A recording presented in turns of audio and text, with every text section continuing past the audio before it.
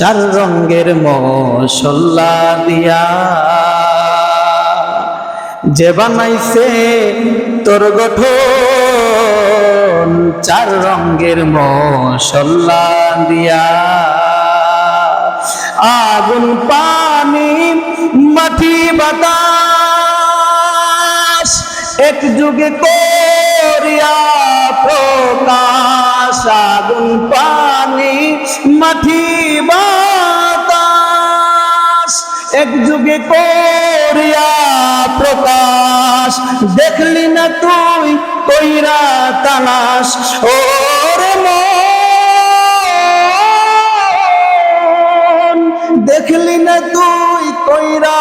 তালাশ কোন জায়গা সে মহাজন চার রঙের মশলা দিয়া বলি সুবহানাল্লাহ। চারটি রঙের মশলা দিয়ে আমাকে আপনাকে বানাইছে আগুন পানি মাটি বাতাস সাধনা আপনাকে করতে হবে কোনো উপায় নাই এছাড়া কথা বলেন ঠিক না।